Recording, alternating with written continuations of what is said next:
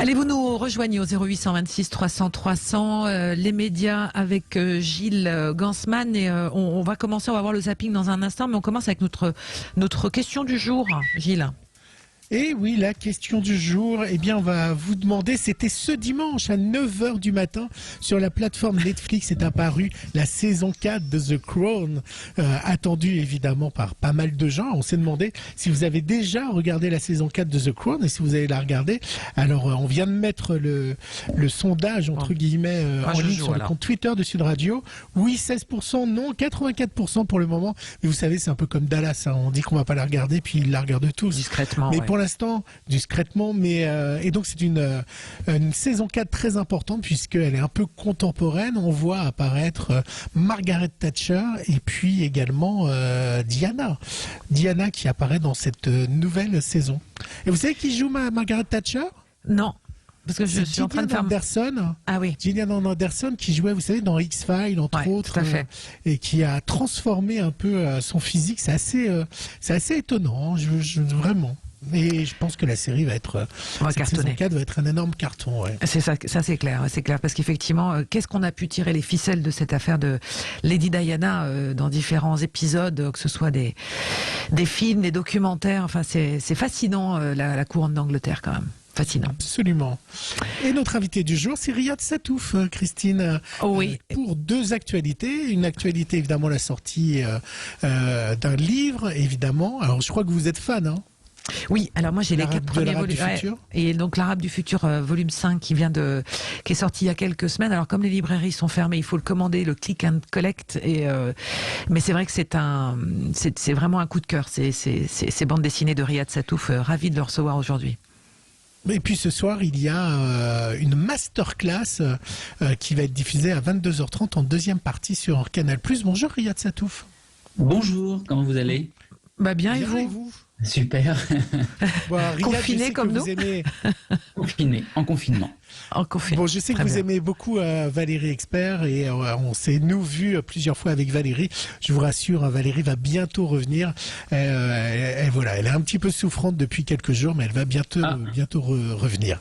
Voilà, je voulais faire un petit clin d'œil à Valérie, comme je le fais à chaque émission. Bien sûr, on lui souhaite un bon rétablissement. Absolument. Oui. Alors Riyad Sattouf, justement, on est tous confinés, hein, on travaille, on fait très attention. Est-ce que du coup, pour vous, comment vous l'avez vécu, la fermeture de ce qu'on a appelé on va dire les commerces non essentiels comme les librairies? J'imagine que là-dessus, vous avez fait d'ailleurs la petite affiche pour la pétition pour demander au Premier ministre cette réouverture. Oui, c'est vrai que sur mon compte Instagram, j'ai posté un petit dessin pour l'ouverture des librairies. Pendant le premier confinement, en fait, le syndicat des librairies indépendantes ne vous souhaitait pas rouvrir les librairies, donc ils avaient raison parce qu'il n'y avait pas de masque, il n'y avait pas de gel, etc. Et lors de ce second confinement, donc ils étaient prêts pour garder leur librairie ouverte, notamment permettre à ceux qui souhaitaient le faire de pouvoir le faire. Et c'est vrai que moi personnellement, en tant qu'auteur de bande dessinée, mais aussi en tant que spectateur, j'ai trouvé ça dommage qu'il n'y ait pas une parole symbolique du gouvernement pour le milieu de la culture. Parce que c'est vrai que renvoyer la culture uniquement à son aspect commercial, je trouve qu'il y a un côté... par exemple, en Europe, les seuls pays qui ont fermé les librairies, c'est l'Irlande et le Pays de Galles, alors que tous les pays sont quasiment tous en confinement comme nous. Et c'est vrai que moi, ça m'a fait un peu de peine. Par exemple... Bon, dans ma rue, il y a 4 cavistes qui sont ouverts et 3 et 2 magasins qui vendent des macarons. Je suis pas sûr qu'on ait besoin que ce soit tous complètement essentiels Alors, j'adore le vin, hein. Même en risquant ça, je risque une amende avec la loi E20. Mais voilà, pour moi, les librairies, c'est quand même aussi des livres, la possibilité de pouvoir s'évader à travers le livre ou de penser qu'on puisse s'évader par le livre est aussi quelque chose d'essentiel. Les livres, c'est sans modération et le vin avec modération. Voilà. C'est ça. C'est ça. Un petit peu ça. Je vous propose un petit zapping, ma petite Oui, Christine. c'est ce que j'allais vous demander. Riyad Sattouf, on va parler de télé. 10h midi, média, l'instant zapping. Évidemment, sur toutes les chaînes ce week-end, c'est c'est l'infomédia de ce week-end, c'est la Fiesta à Joinville-le-Pont.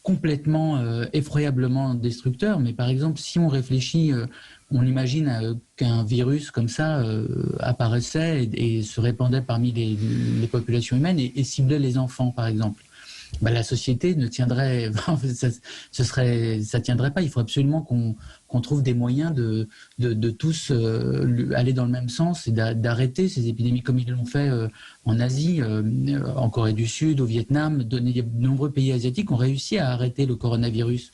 Donc c'est vrai que voilà, moi la restriction des libertés individuelles pour quelque temps pour essayer d'arrêter une pandémie, ça me semble pas quelque chose d'insurmontable. Ouais. Et lui aussi, il en a marre, il est comme Finkielkraut, c'est Nicolas Sarkozy, mais pour d'autres raisons, vous allez voir, il en est marre des questions de Ruth Elkrief, c'était dimanche sur BFM, et il s'est pas privé de lui dire. Un ancien président de la République qui a un téléphone caché avec un faux nom. Alors les plus gentils vont dire c'est une affaire de cours de récréation, puis les plus méchants vont dire c'est une affaire de voyous, c'est un des méthodes de voyous. C'est très étrange quand même. Madame, faites très attention au vocabulaire que vous employez. Parce que je ne suis pas quelqu'un qui plaisante. Donc vous ne me parlez pas de moi comme un voyou. Pardon de le dire, parce que moi je pourrais dire aussi qu'inviter monsieur Takedine chez BFM comme vous l'avez fait, c'est une affaire de voyous. Donc mesurez votre vocabulaire. Et les choses iront beaucoup mieux.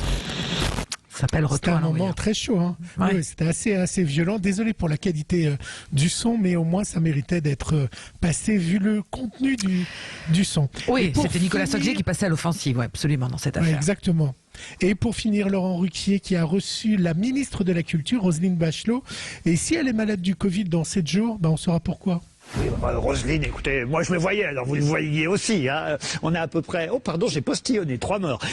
Donc... Oh, faut pas faire ce genre de plaisanterie. Hein. Remettez le masque, Roselyne, je suis un homme dangereux. Et oui, le postillon tue, vous savez, désormais, Christine. Oui, absolument. On vit une drôle d'époque, hein, Riyad Satouf, quand même. C'est une nouvelle arme. C'est vrai que le monde s'est rétréci. Voilà, on est assailli d'informations dans tous les sens. C'est vrai que quand je repense aux années 90 et à quel point le monde était plus grand et à quel point on se rendait pas compte de la façon dont vivaient les gens, on n'était pas aussi surinformé qu'on peut l'être aujourd'hui. Oui. Comment vous le vivez, vous, cette période de confinement? Vous pliez aux règles on appelle télétravail. Alors évidemment, c'est pour vous, c'est certainement très différent, mais toutes ces nouvelles mesures qui accompagnent notre quotidien, vous le vivez comment? À quel rythme?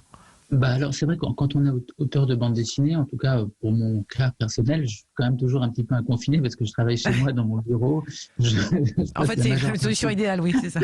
Je passe la majeure partie de mon temps à travailler sur mes livres, à lire des livres, etc. Donc pour moi, de mon quotidien à moi, ça n'a pas changé grand-chose, surtout que je travaille beaucoup aussi en utilisant Internet, j'envoie mes fichiers, etc. Et c'est vrai que je respecte le confinement le plus possible, parce que c'est vrai qu'on a quand même envie de se débarrasser de ce virus, mais là ça semble quand même être en bonne voie, j'ai l'impression.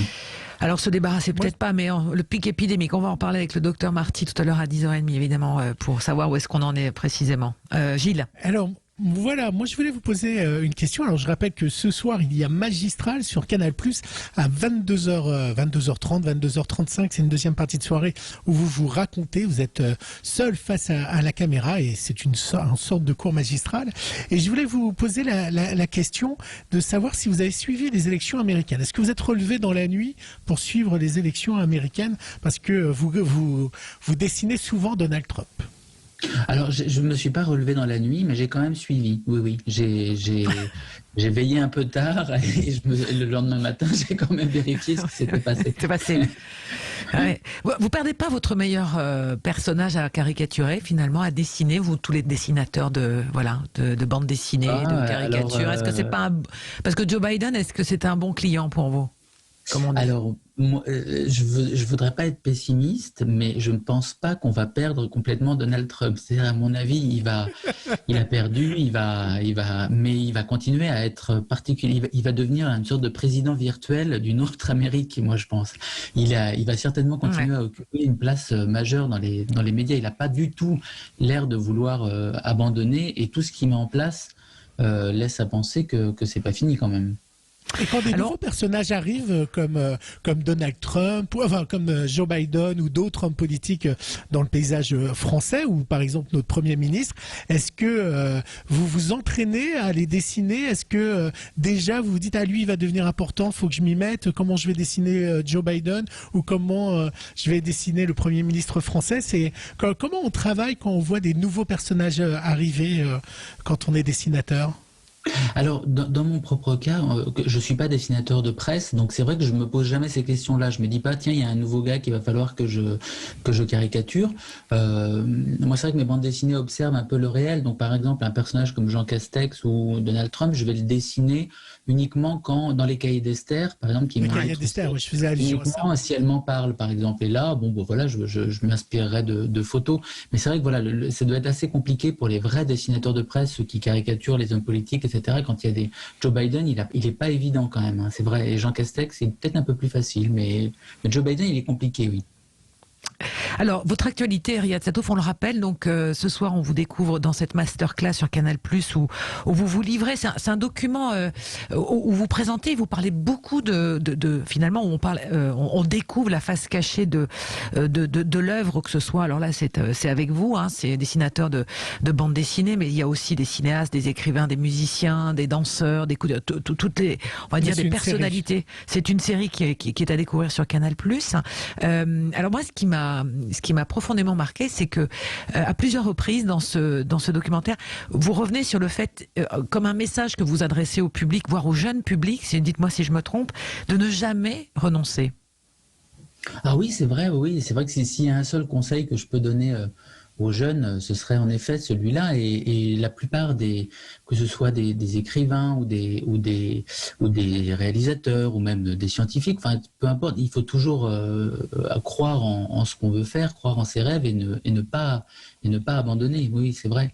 Parce que par exemple, moi je sais que j'ai jamais été le meilleur dessinateur du monde, même quand j'étais au collège et au lycée. Non, mais quand vous parlez de vos parents qui vous demandent, et votre maman qui vous demande et qui vous dit quoi que tu fasses, en gros, fais le bien et fais le plus haut possible, il y a véritablement une volonté de faire les choses jusqu'au bout, le mieux possible. Oui, puis c'est vrai que moi j'ai eu la chance d'avoir une famille française, voilà, ma grand-mère bretonne, ma mère, etc. Elle me considérait légèrement meilleure que Picasso, donc j'ai eu beaucoup de chance de ce point de vue-là. Et c'est vrai que la valorisation des jeunes et croire en eux et en leurs talents, ça les porte très haut. Vous savez, en plus là, je vais vous citer une anecdote. C'était Picasso qui racontait cette anecdote, Picasso lui-même, qui disait que quand il était enfant, il disait à sa mère, mais qu'est-ce que je vais faire plus tard, etc. Et sa mère lui disait, je sais une chose, mon fils, c'est que si tu choisis d'être militaire, je sais que tu finiras général. Et je sais que si tu choisis d'être prêtre ou moine, tu finiras pape, c'est sûr. Et Picasso rajoutait, eh ben voilà, j'ai fait peintre et j'ai fini Picasso. C'est cette confiance de sa mère qu'il a portée en lui toute sa vie. Ben voilà, en fait, elle s'exprime comme ça, mais c'est une manière aussi de rendre hommage à ça. Voilà, quand les autres croient en nous. Moi, je voulais vous demander comment on se définit. Alors, parce qu'il y a eu des débats qui sont revenus récemment sur le tapis. On vous a peut-être déjà posé la question, mais se définir comme arabe, c'est se définir comme race. Est-ce qu'il faut mieux se définir comme race ou comme nationalité? Qu'est-ce qui nous représente le plus? Est-ce finalement les blancs contre les noirs, ou finalement on a aussi notre nationalité pour nous sauver de notre race? Évidemment, c'est par rapport à votre titre, l'arabe du futur. Est-ce que vous êtes aussi le français du futur? C'est vrai qu'on est la somme de toutes les expériences de nos vies. Alors moi, étant, disons, métis, un mélange entre un Syrien et une Bretonne, il a toujours été compliqué pour moi de me définir en tant que appartenant à une identité nationale ou à un pays. Alors c'est vrai que moi, très tôt, et c'est ce que je raconte aussi dans le dernier tome de l'arabe du futur qui vient de sortir, c'est le moment où, quand on est adolescent, on essaye de se trouver une identité. Et moi, très rapidement, l'identité que je me suis choisie, c'était l'identité des gens qui font des livres, qui écrivent des livres. Voilà, je voulais rejoindre, pour moi, c'était mon peuple. Et si on regarde cette identité, eh ben, il y a des écrivains au Japon, il y a des écrivains en Amérique du Sud, il y a des écrivains aux États-Unis, il y a des auteurs en France. Ils ont tous des choses en commun, ils travaillent sur leurs livres, etc. Et pour moi, cette identité d'écrivain et de faiseur de livres est quelque chose qui vient avant toutes les autres identités, avant mon identité française, avant mon identité arabo-musulmane, avant même mon identité de garçon. Voilà, donc l'identité qu'on se choisit, elle peut être multiple. Et moi, voilà, ça a été mon émancipation est passée par ça.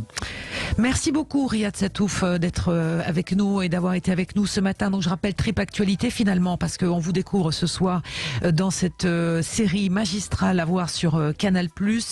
L'Arabe du futur, volume 5 est sorti il y a seulement quelques jours. Donc on fait un click and collect surtout aux éditions Alary dans votre librairie. Et puis je signale également que vous signez pour Reporters sans frontières le dernier album des 100 dessins pour la liberté de la presse. On retrouve donc vos croquis, vos dessins, Riyad Sattouf, dans les kiosques à journaux, donc pour la défense de la liberté de la presse. Merci Gilles, voilà, à demain.